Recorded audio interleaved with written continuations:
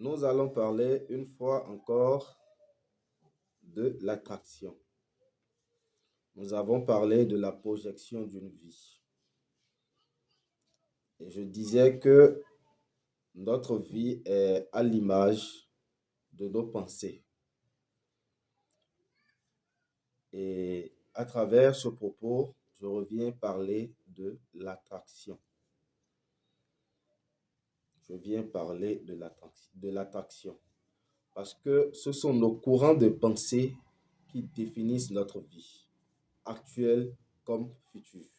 Parce que ces pensées dégagent, ont une fréquence.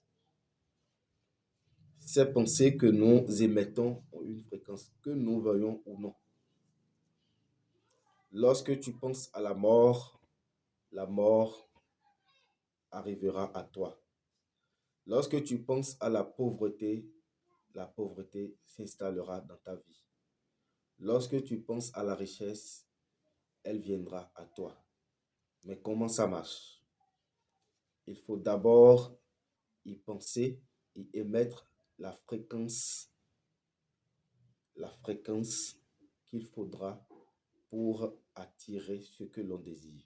Je vais vous dire, penser à la mort en cas de maladie, par exemple, est une erreur qu'il faut essayer de corriger, surtout par de simples exercices de respiration qui vous permettent de s'harmoniser tout au fond envers vous-même et tout au fond de vous-même. Pour réussir l'attraction, il faut d'abord émettre l'idée, ce que vous désirez devenir dans les jours à venir. Il faut densifier la fréquence de cette idée-là. Il faut visualiser ce que vous désirez par rapport à cette idée. Si à travers cette idée, vous deviendrez un grand riche, avoir de grosses caisses, de grandes maisons, il faut les mettre. C'est très important. Il faut vivre la vie de 2 ans que vous désirez. Il faut toujours visualiser et l'inscrire sur votre subconscient. Et vous essayez de combattre cette petite voix qui vous parle de l'impossibilité de vos idées, de votre incapacité.